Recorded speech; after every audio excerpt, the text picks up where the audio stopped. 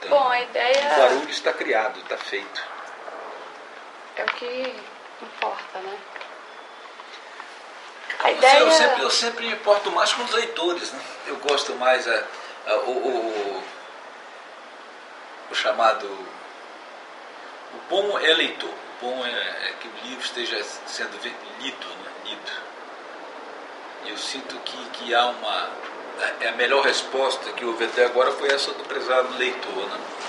Você está recebendo esse retorno? Sim, já? Esse retorno, isso é muito bom. Esse que é o mais animador, né? É o mais animador. A ideia é a gente fazer a entrevista em vídeo para poder usar na internet e também, mas principalmente para o jornal, transcrever o material para publicar no jornal semanal. E aí eu elaborei umas perguntas e a gente vai conversando. Vamos lá. No estilo pergunta-resposta, que é como funciona no jornal. Como nos velhos tempos. Como nos velhos tempos. Bom, Causa Operária, entrevista Palmério Doria, que é autor do livro aí recém-lançado, O Príncipe da Privataria, que conta aí, a partir de uma longa investigação,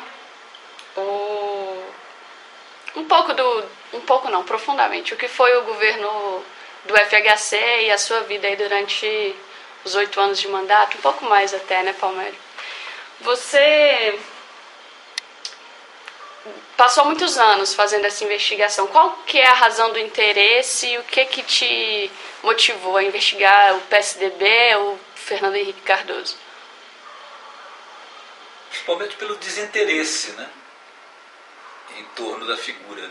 É incrível que esse livro talvez seja o primeiro livro independente, né, feito sobre esses 8 anos. Então há acho que o livro veio preencher uma lacuna. E um candidato a presidente, um presidente é um personagem, né? Um presidente do Brasil já é um personagem fantástico, né? Para qualquer jornalista, para qualquer acadêmico, para qualquer documentário, para qualquer filme, né? O presidente do Brasil já é um personagem natural. Agora, o que me levou a escrever esse livro foi mesmo o fato de poucos... eu senti, primeiro, no caso do filho, ou que se provou que não é filho dele, ou o DNA diz que não, mas enfim, isso não interessa. Foi o silêncio da imprensa ali no começo dos anos 2000. A Caros Amigos publica aquela matéria, né? Porque a imprensa esconde o filho de Fernando Henrique. Ali a gente definiu que precisava fazer algo mais. O assunto dava pano para a manga, porque havia claramente ali um proer da imprensa, né? Que já é material para acadêmicos. Por quê? A gente centrou na imprensa, no silêncio da imprensa. Mas é preciso investigar isso melhor, né? O que leva num país como esse, com uma imprensa que já atingiu um nível alto, industrial e tudo mais, né, editorial, é que isso tenha ficado em segredo. Evidente que a gente, quando ele despontou como candidato, já havia um interesse em seguir, né, a carreira dele, né? Já havia nós queríamos conhecer. Até pelas circunstâncias, né, que ele foi eleito, né? Então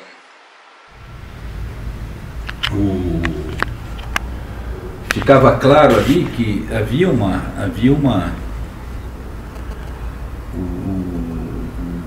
que ele era o Fernando II, que ele viria a cumprir a abertura dos portos que o Fernando I começou. Então ele já aparecia como... O Fernando I é o Collor. O Fernando I é o Collor. Então começaram ali a coisas do tipo assim. Tinha uma fazendola com o Sérgio Mota em Buritis, interior de Minas Gerais, que ele declarou um imposto de renda com preço muito abaixo do mercado, né? Eu comecei a perceber que ali já havia um certo desinteresse da imprensa em seguir o candidato a candidato. Quando ele se tornou candidato, então, aí ficou ainda mais claro que a imprensa estabeleceu uma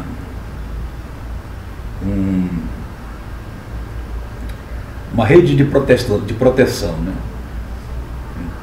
Que viria a se consumar logo de cara no começo, quando ele começou a governar, então nem se fala. Aí já houve uma associação da imprensa total, irrestrita e completa com ele. O objetivo mesmo, então, era desfazer tirar esse véu, né, sobre o governo e a figura do Fernando Henrique. Quando pinta muito silêncio, quando surge muito silêncio em torno de alguém, né, há muito a esconder.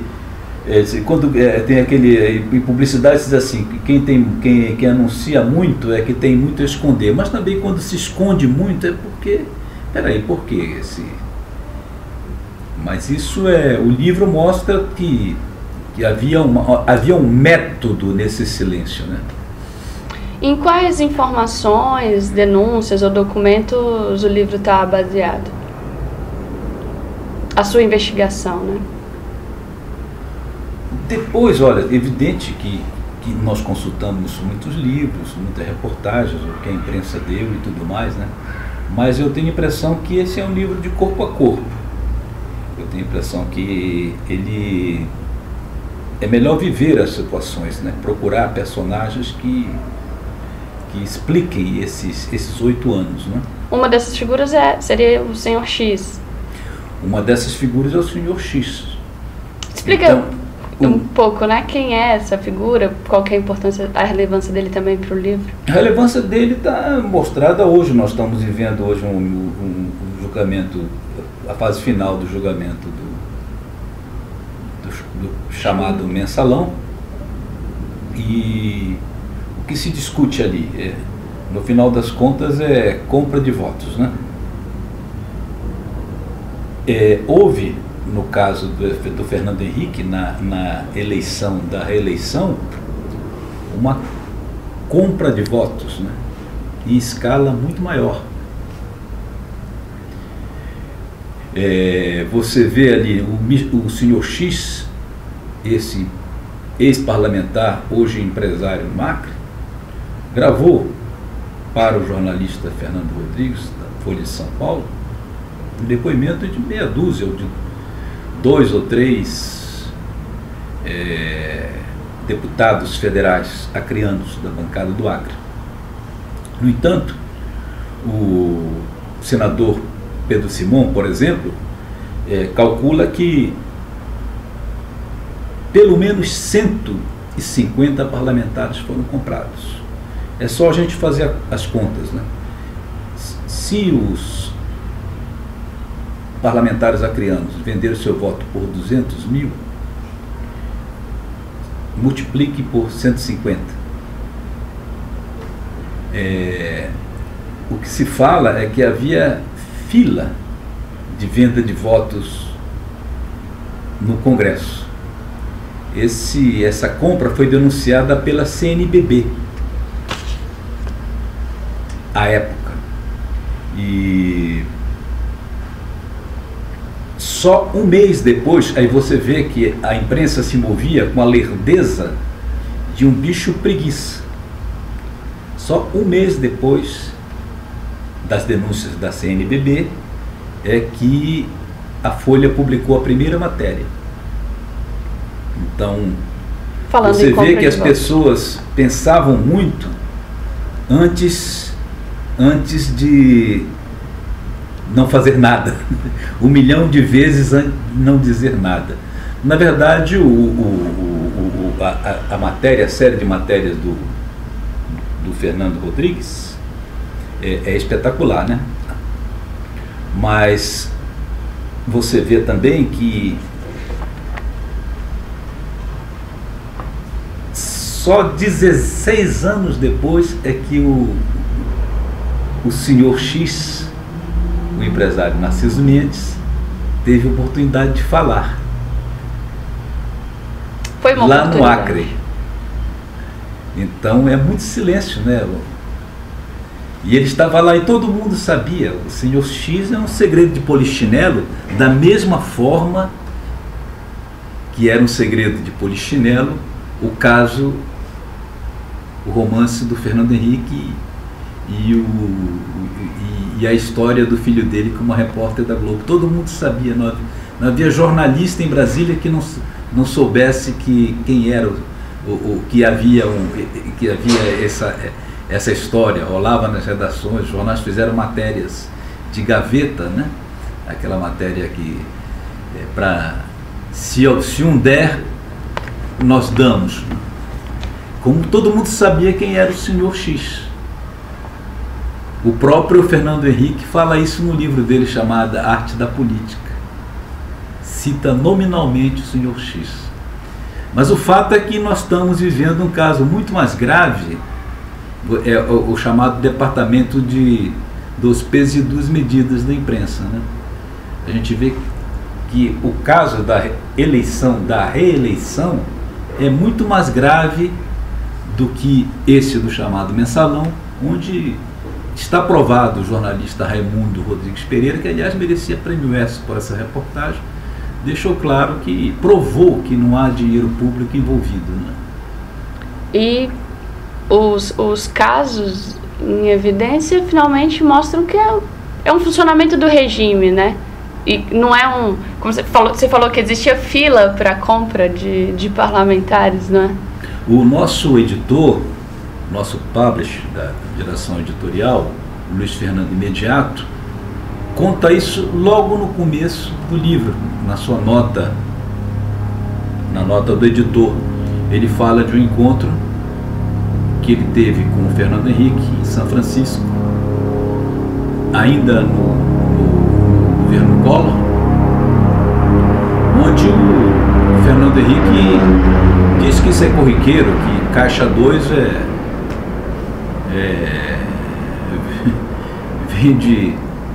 vende desde sempre, mas que eles, os tucanos, usavam para campanha. A turma do Collor, ele se referia ao PC e outros, usava para enfiar no bolso. E esse livro deixa claro que ele tinha um PC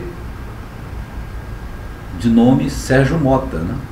Já naquela época tinha um cara que era o homem da grana deles, né? Do envelope. E logo no começo, logo o livro também mostra que houve fala em o Andrade Vieira, ex-ministro do Itamar e foi ministro do próprio Fernando Henrique, da Agricultura, dono do Bamerinos, um dos maiores bancos do Brasil na época e principal financiador da campanha, deixa claro que houve sobra de campanha, né, no valor de 130 milhões de cruzeiros, logo de cara. Então, essa operação de arrecadação, e ele foi o primeiro a ser procurado pelos operadores da campanha do Fernando Henrique, né? E forneceu boa parte da infraestrutura da campanha, deixa isso muito claro. Então, que é o funcionamento, né? Como fizeram. O seu livro também trata do envolvimento direto e do financiamento da Fundação FOR, aí inclusive envolvendo a CIA, com a SEBRAP, né, que é o Centro de Estudos do FHC. Como que você vê essa intervenção? Agora a gente está lembrando os tempos da aniversário da ditadura no Chile, lembra a nossa própria ditadura e envolvimento de institutos estrangeiros no Brasil, né? Qual que foi a atuação dessas organizações no governo? Bom, há vários livros falando disso, né? Mas é notório o papel da Fundação Ford em vários lugares do mundo, né, para desestabilizar governos.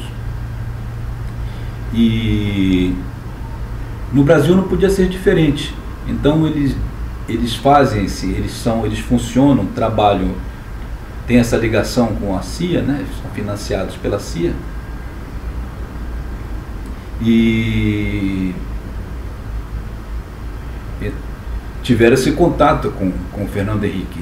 Se calcula que ele pode ter recebido cerca de $1 milhão, né?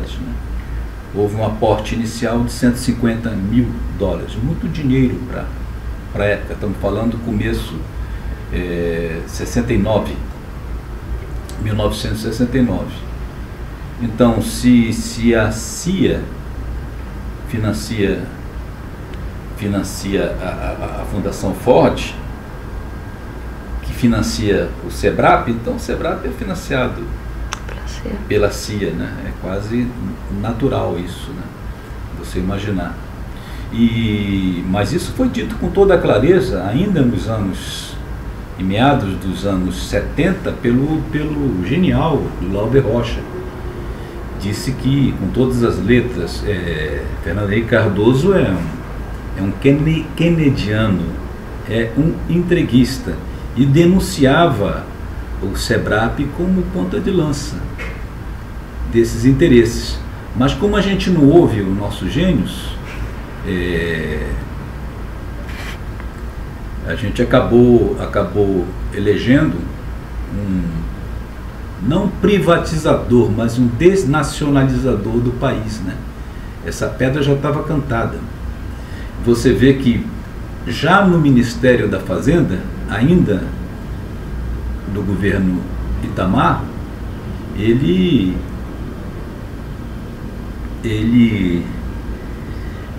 cortou praticamente metade do orçamento da Petrobras. Ele foi direto ali na Petrobras. Então, estava claro. E outro, e se você pensar também, outro esse livro também oferece material para uma tese de doutorado, já na área da psicologia, porque um filho de general nacionalista, né, general Leônidas Cardoso, neto de generais, resolve vender o país, né? Então, como é que aconteceu? Será uma revolta contra os pais, contra o avô, contra os tios? Aí a gente chega justamente na questão da privataria, né? Que é o termo que você diz, inclusive, que prefere falar em desnacionalização, eu acho que é o termo correto.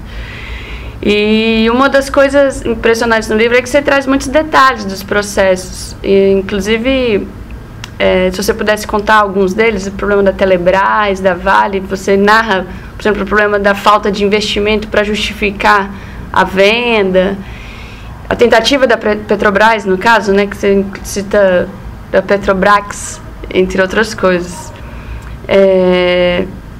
Porque, do seu ponto de vista mesmo, como que foi tratado tudo isso? Se você puder contar, inclusive, a influência do governo para esse processo de venda completa do país?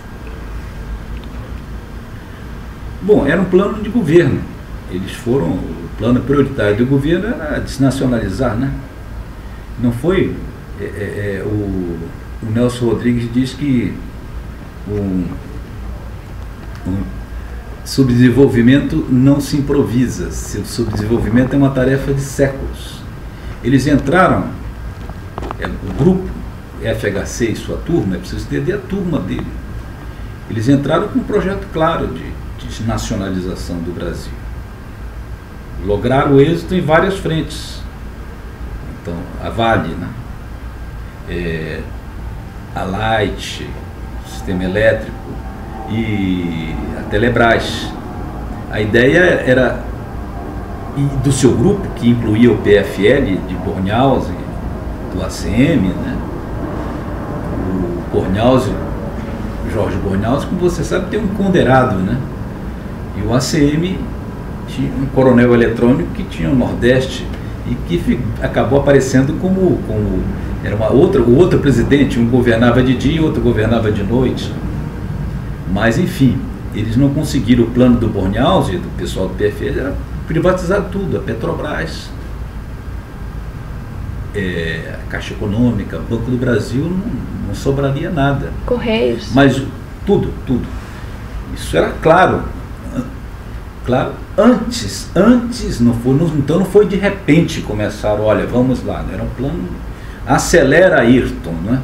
Já dizia o Serra, né? Vamos acelerar, era uma sofreguidão, a loucura de gente, era date-me um martelo, né? Rita Pavone, marteladas, cada qual disputando ali naqueles leilões, e tudo isso em nome da modernização. Então,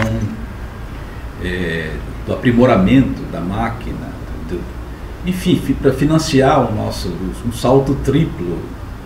Era em nome da globalização, que hoje fica claro que é um fenômeno de globalização aqui e em toda a América Latina. A gente sabe que isso é falso. A privatização na área de telecomunicações foi no tempo errado. O bom viria de qualquer jeito. Esse salto viria, foi uma burrice político-estratégica. Um prejuízo. A gente vê que hoje em dia também que não barateou, se você vai no caso da luz, se você vai nos subúrbios, são tarifas de São Paulo, suponho que em todo o Brasil, isso são tarifas perversas contra o pobre, né? Essa modernização nas telecomunicações também é um engodo. A gente sabe que países como a Coreia do Sul deram um salto muito mais espantosos, fazendo tudo no tempo certo, né? Agora, o que a gente procurou nesse livro foi pegar personagens que, quando eu lhe falei que esse livro é feito com gente, né? Pessoas que viveram essas histórias. Um técnico da Eletrobras que conta, por exemplo, como foi esse desmonte. O descobridor da Serra de Carajás, que descobriu a Serra dos Carajás a serviço da United States Steel, a gigante do aço americano, contando o que representava a Vale. Porque os números hoje em dia estão disponíveis, a gente sabe que foi, que como diz o Beno Augusto dos Santos, esse descobridor, a Petrobras, a Vale foi vendida como uma fábrica de botões. Mas é isso que você falou, o livro procura contar, é uma história começo, meio e fim. Então, o importante é que ele tenta explicar em linguagem fácil como e por que isso aconteceu. Esse porquê, você poderia comentar para a gente? Porque hoje, os seus comentários, no caso da Vale, chamam muita atenção, por conta dos números, inclusive, você vê como foi uma entrega pura e simples do nosso patrimônio. Mas é óbvio que não é só uma entrega pura e simples, né? As razões, elas são econômicas, de interesses. Como que você explica isso? É um plano que eu digo, olha, antes do governo, quer dizer, você vê, nós falamos da década de 70. 69. Hein? Ainda ditadura, né? Aí, em plena ditadura, esse plano já estava sendo rudido desde lá. Então... Por isso que se chama ele de segundo Fernando também? Fernando II. Agora, não foi apenas no Brasil, era em toda a América Latina, era um projeto universal. De onde pintou isso? Bom, nós temos um suspeito de sempre, né? Os Estados Unidos da América, né? Então é um plano... A escola de Chicago, houve depois, em 73, depois do golpe no Chile, agora que ocorreu há 40 anos, né? Uhum. Então, tem a escola de Chicago, né? Então você vê que era todo um projeto econômico, né? Não se podia permitir aquilo que o Kissinger diz, né? Não podemos permitir que se surja um novo Japão abaixo, ao sul do Equador. Ele estava falando, se referindo não pode haver concorrência contra os americanos na América Latina, né? Então surgiram governos extremamente favoráveis, né? As ditaduras, né, faziam o primeiro papel deles. Depois o neoliberalismo veio apareceram figuras como Menem, né, como Fujimori, como Salinas e outros, né, fazendo tudo que o seu mestre mandava. Alguns, o Menem, como se diz, correndo do camburão. O Fujimori preso, Salinas dando get out, e o Fernando Henrique aí, lampeiro, na Academia Brasileira de Letras, com pompa e circunstância, de novo ainda festejado pela imprensa, né? Então é meio... surge o quê? No lugar deles, figuras como o Luiz Fernando Veríssimos que diz o seguinte, que dizem que o Chaves, a Cristina, o Morales são monstros, mas monstros que foram criados foi uma resposta a esse neoliberalismo. Parece que o povo não gostou muito dessa experiência globalizante. Esse aspecto que você citou do Japão tem a ver com as escolhas que foram feitas, né? No sentido de minar todo o desenvolvimento tecnológico do país e fazer uma escolha pelo agronegócio, pelo país exportador de commodities, que é a condição que a gente está colocado hoje, né? Até hoje, eu diria. E tem a ver com o processo de privatização, né? Porque finalmente o Brasil abriu mão, inclusive no livro você também fala do problema da energia nuclear, da questão da base em Alcântara, se eu não me engano. Sim, sabotagem. Sabotagem, exatamente. Eu acho Conta um pouco disso. Eu acho que tem um ponto num capítulo do livro que fala, eu acho que na entrevista do Mauro Santayana, se o Brasil continuasse seguindo essa diretriz neoliberal, nós não haveria apenas os RICs, não os BRICs, porque nós estaríamos vivendo problemas semelhantes ao que vive a Europa hoje, de desemprego, de explosão,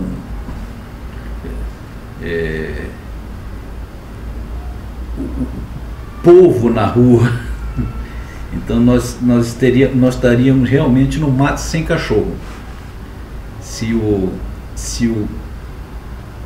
Fernando Henrique consegue fazer o sucessor, né? Eles criaram essa reeleição, mas que acabou se tornando o feitiço virou contra o feiticeiro, virou um pesadelo, como o senhor X, que é um cara muito arguto, diz com toda clareza, né?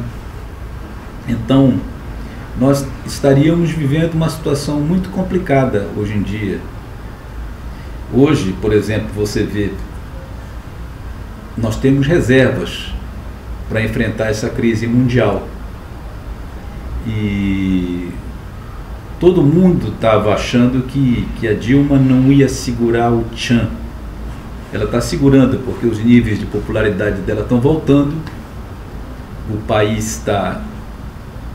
Aquelas manifestações que a gente viu em junho, né? Não se repetiram agora no dia 7 de setembro. Pelo menos não diretamente contra ela, com certeza não é o alvo, né? Não contra ela.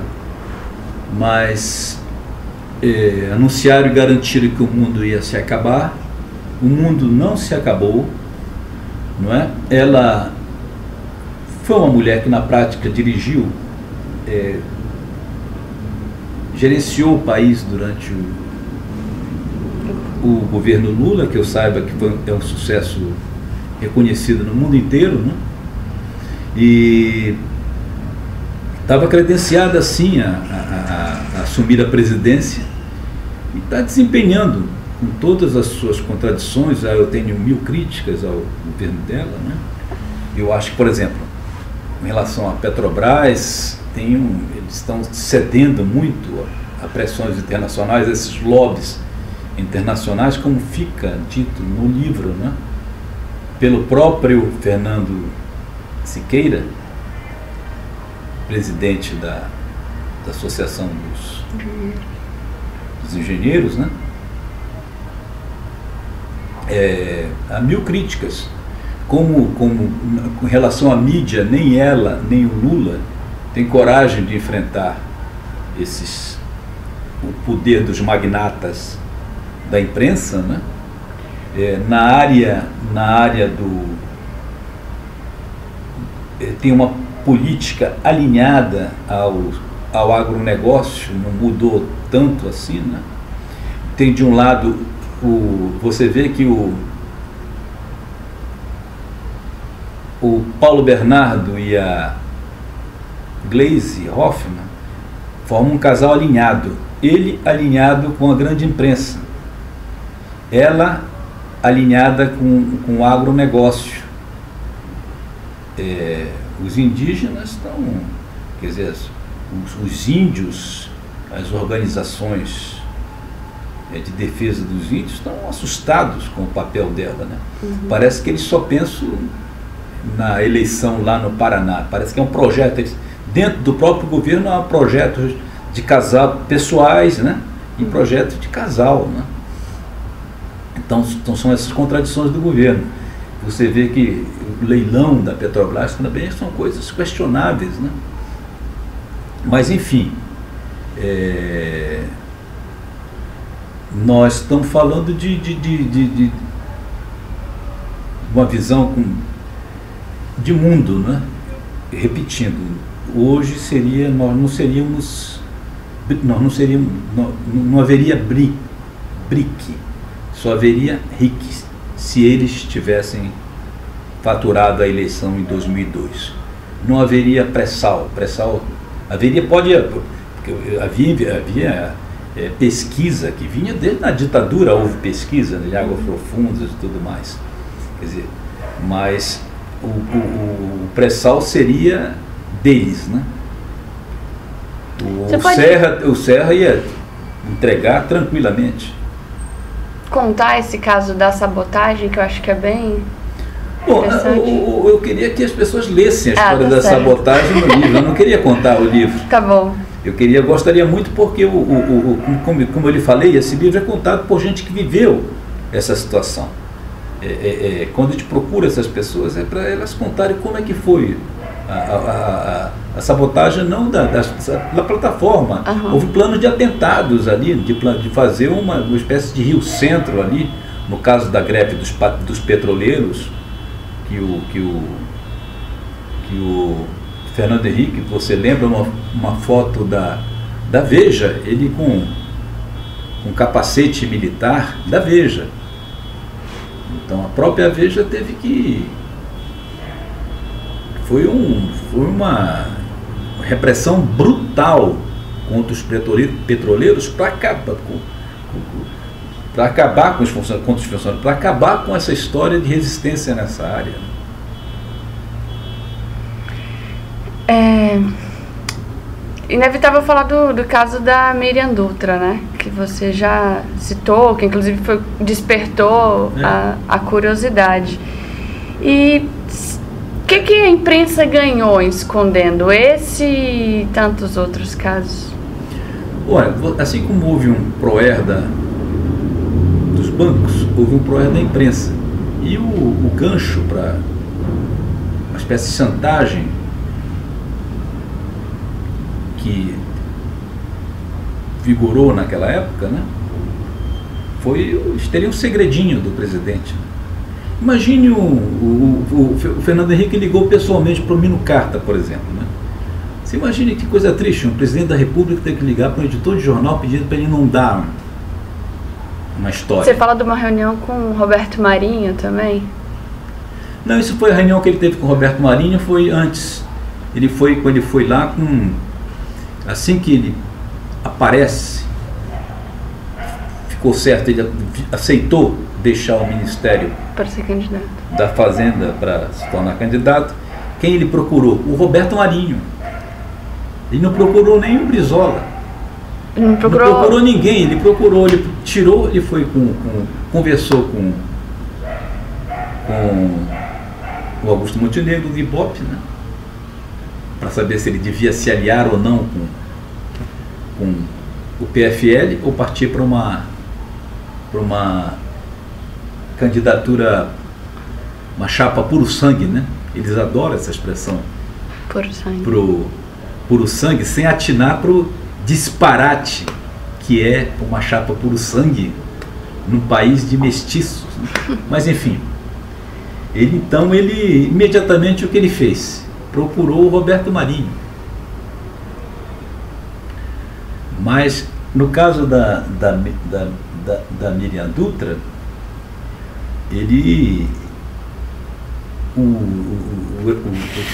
digamos, os órgãos de inteligência na época estavam dizendo que esse é um dos problemas. Havia o problema da fazendola dele, né?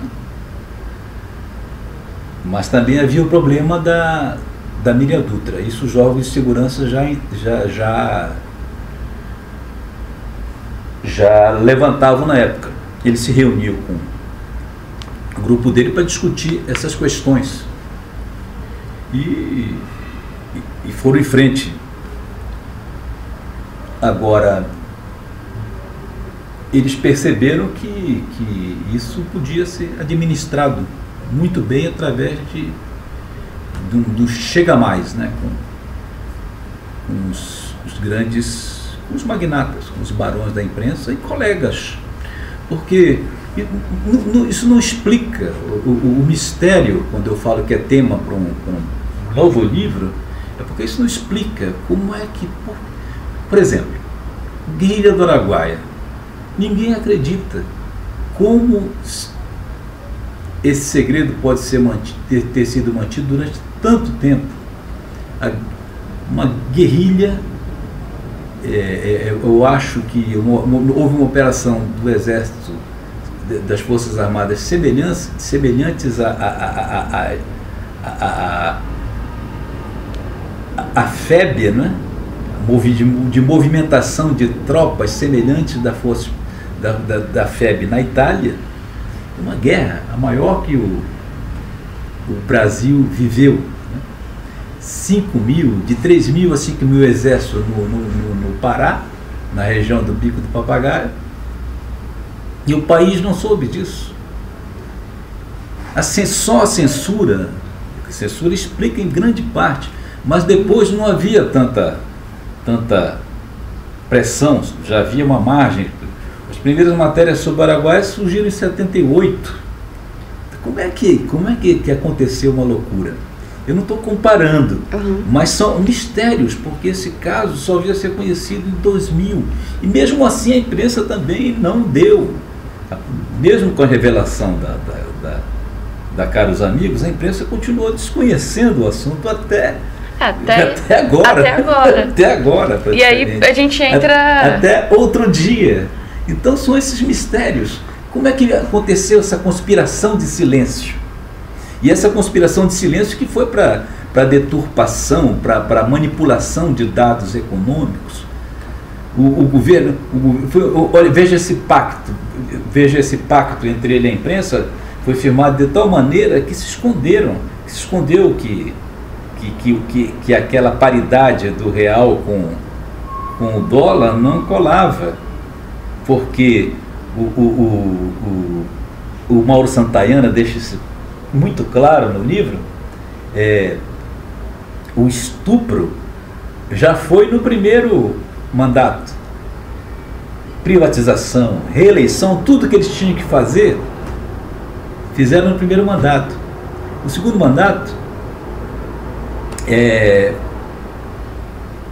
mandato, o presidente da República era o Robert Rubin, não é? Que governava a partir de Washington, sem precisar sair de Washington.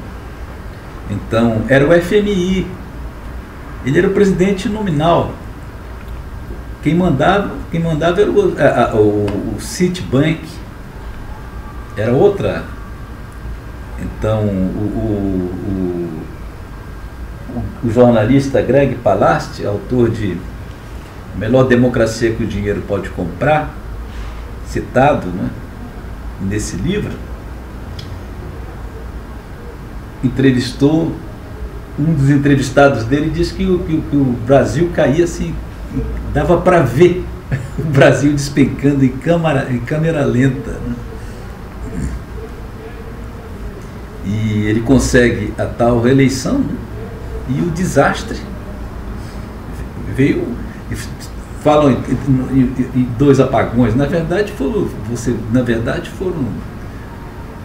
8 anos de apagão, né?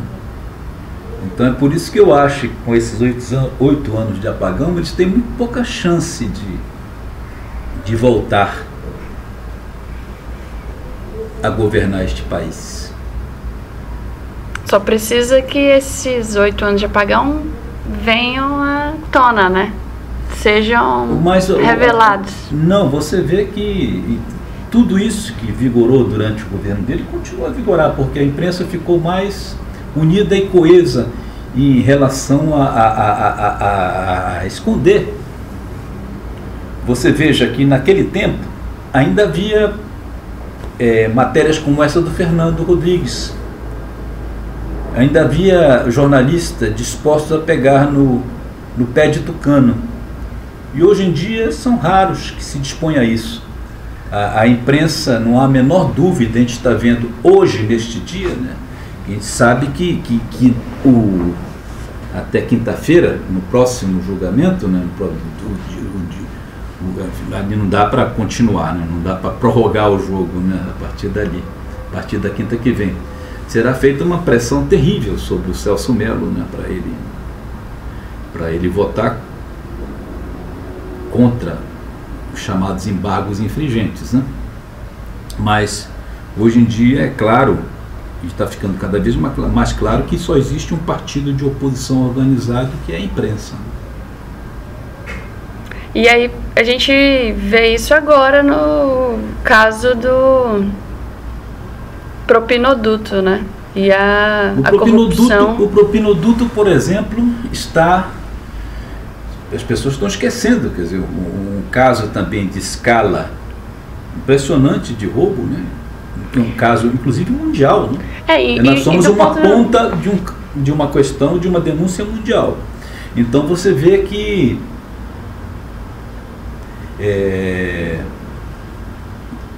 eles falam, por exemplo, agentes públicos, eles nunca dizem tucanos. O caso vem de 98 aos nossos dias. Então é evidente que o PSDB, e é basicamente em São Paulo, tem uma parte lá no Distrito Federal do governo Arruda, Orígenes todo.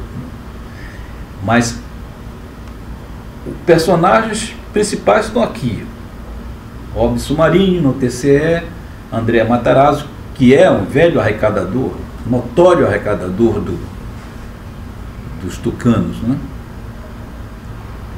Hoje muito desconfortável numa vereança, não é isso? Imagine, ele que foi o chefão das comunicações, envolvido em casos cabulosos como o da Feira de Hanover, etc. e tal. Então, os nomes estão aí. Faça, olha só, imagine se fosse petista, se fosse um governo do PT, da Marta, de um Aloysio desse, de um Haddad, né? É uma escolha, né? Escolhe o alvo. Agentes públicos. Agente público não, são funcionários. Você localiza uma ponta dessa história da Siemens, ainda no governo do Mário Covas, quando se fala aí no livro da Tejofran, saneamento, do Antônio Dias Felipe, conhecido como espanhol, um padre do Mário Covas, sócio do Zuzinha, e ali já aparece uma ponta desse escândalo, coisa antiga, como você vê, né? E essa história aparece por causa do Renan Calheiros, que saiu do Ministério da Justiça no governo Fernando Henrique, atirando, né?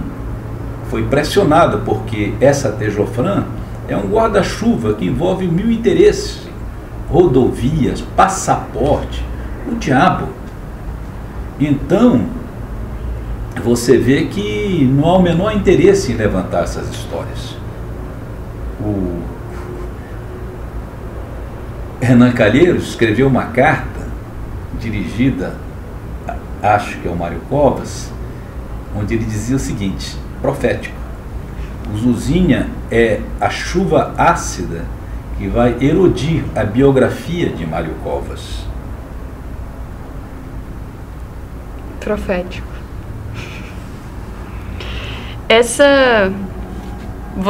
Como que você está agora, inclusive? Porque a gente está no meio, como você citou, do julgamento aí, do que é apresentado como o maior escândalo de corrupção, mas, como a gente já comentou, é o funcionamento do regime, só que o regime escolhe quem punir, né? E, por outro lado, o Fernando Henrique sendo recebido pela Academia Brasileira de Letras e tudo mais. Como que está sendo a repercussão do livro? Como que você está vendo que ele está sendo recebido? Eu acho que está contribuindo para um entendimento melhor disso. Digamos que os Dirceu, Genuíno, essa turma toda, digamos que eles sejam culpados. Tá bom, mas em termos, eles desinventaram a fila indiana, né? Havia o mensalão, que eles não dizem, chamam de mensalão mineiro, olha, não é mensalão tucano, não, mas é diferente do que? Então, qual é a história? Quando você sabe que o Ricardo Sérgio, que é um dos principais arrecadadores, foi arrecadador de grana na campanha do FHC, foi arrecadador de grana na campanha do Serra, já tinha ligações com o Marcos Valério lá em Minas. Altíssimas ligações, envolvendo milhões.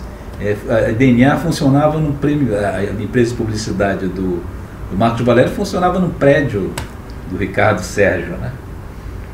Esse cara que cobrou propinas de 15 milhões na privatização da Vale, né? 15 milhões do Steinbrück, denunciado pelo Benjamin Steinbrück. Então, você quer mais o quê? Mas nós estávamos em que ponto, Apego? Você estava... Sobre como que está sendo a recepção do livro nesse momento, né? Que está tudo isso em discussão. Eu tenho a impressão que o livro vai mostrar um pouco, através do Sr. X e através de uma história com começo, meio e fim, que as pessoas tenham uma noção exata de como funciona esse instituto de 2 pesos e 2 medidas, né? Porque eu quero que as coisas sejam investigadas, nós somos jornalistas, né?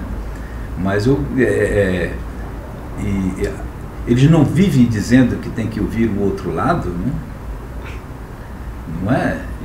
Eu sou de uma escola de jornalistas, sou da escola Paulo Patarra, da revista Realidade, né? Que dizia o seguinte, embora eu não tenha, eu trabalhei na revista Realidade na edição da Amazônia, depois da fase áurea da revista, mas ele dizia que não dá para ouvir vários lados de uma questão, todos os lados de uma questão, isso é falso. Eu tenho o lado, e o meu lado é realmente do lado mais fraco da história, né? Dos desfavorecidos. Então tem um lado claro, mas esses caras dizem que não tem lado, né? que tem que ouvir o outro lado, tem que ouvir todos os lados de uma questão, etc. e tal, né? Então que se conte essa história, né?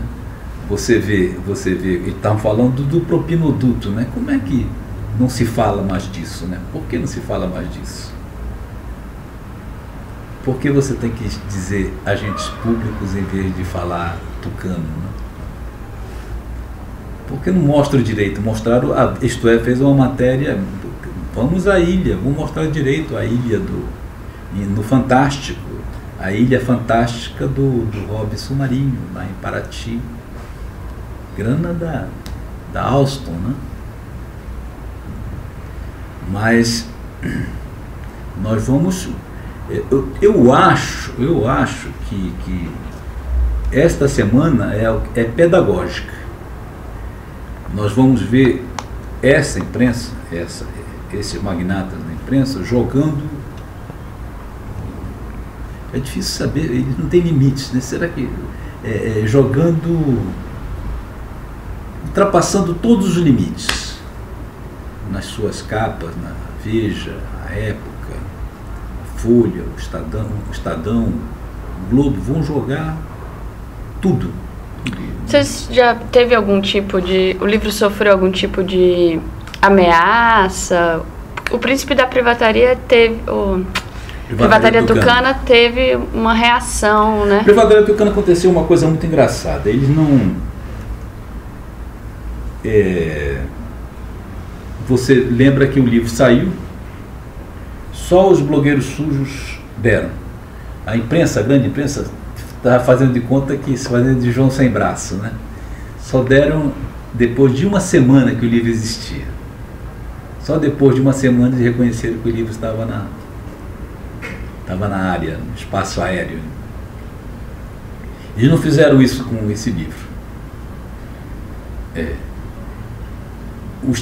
A Folha deu uma página logo de cara, dizendo que o livro era ruim, o que foi muito bom para o livro, né? E uma página. O Estadão deu uma boa matéria, uma matéria correta, precisa.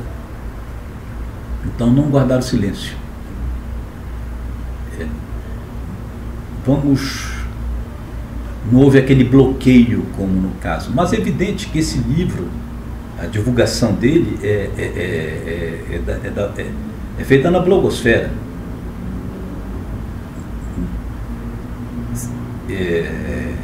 Eu não esperava, eu também não esperava, mas vocês também não podem negar que o livro estava ali está dançando na fileira da frente, por exemplo, na livraria da Folha. É o mais vendido da livraria da Folha. O segundo e tal, está ali, sem, por exemplo, você vê 1889, né, do Laurentino, com publicidade na Globo, na televisão e tudo mais, né, que é um livro magnífico, e o Laurentino também, diga-se de passagem. Mas e um livro de esquerda, né? Contando história do Brasil, também, só que recente, muito recente, não deixa de ser gratificante, com perdão da palavra, né? Mas é um produto da blogosfera. Pra gente encerrar, você Não sei, você tinha algum objetivo? Você acha que o livro ele cumpre esse papel? Você falou que é desvelar um pouco dessa história não contada. Olha, contar histórias, é jornalismo, é uma boa história. A questão é a seguinte: o óbvio geralmente as pessoas não fazem, né? Você veja, quando em vários lugares saiu que a gente tinha, que esse livro viria e com a revelação do Sr. X. Se passaram meses, ninguém teve. Esses jornais têm grana, têm poder. O que é mandar quanto custa mandar um repórter pro Acre quando eles têm interesse? E antecipar. Olha, o cara vai falar, ou falou no livro, olha, pô, o livro então dá para furar. Você pode furar um livro com maior tranquilidade. Eu digo, não, é claro que isso vai ser revelado antes do livro sair. A nossa vantagem era a seguinte: a gente foi lá, conversou com ele, bateu papo, saímos com ele, fomos até, conhecemos a televisão dele, conhecemos o jornal dele, conhecemos o cemitério dele, conhecemos a família dele, conhecemos a casa dele, o condomínio dele. Isso é uma vantagem que a gente tem. É a forma de contar, era a nossa garantia. Mas, todo mundo sabia. Mas, como sempre, eles não têm interesse em contar uma história que não é boa para esse partido único da imprensa. Então, quando lhes interessa, eles vão atrás da Marina para dar uma declaração contra Dilma, como aconteceu na eleição de 2010. Mandaram um repórter, quer dizer, foi no Alasca, passou pela Groenlândia, desabou lá no Acre, que ela estava lá, só para pegar uma declaração da Marina. Isso aconteceu na eleição de 2010. Agora, eles não dão, todo mundo sabia de novo. Já sabia quem era o Sr. X. E do escândalo de corrupção que é a compra do voto para a reeleição. Mas quando não interessa a eles, eles não se mexem, não se movem. Fazem isso que eu lhe falei, de João sem braço, né?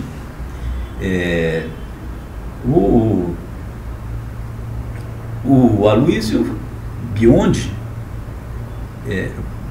a gente fez uma entrevista psicografada com ele, né, através do sucesso dele, do best-seller dele, Brasil Privatizado. Ele, para tornar ainda mais feijão com arroz para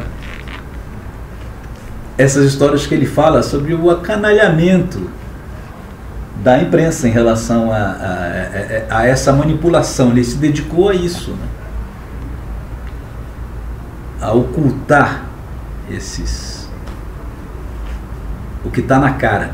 Mas eu queria te dizer que o óbvio, independentemente dos magnatas aí, as pessoas não fazem o óbvio, o que está na cara as pessoas não fazem. Você vê uma agência agora você viu a agência pública contando pela primeira vez na frente de todo mundo quem era o Amarildo, mostrando a família dele, contando a história dele, os passos que ele deu, antes de todo mundo.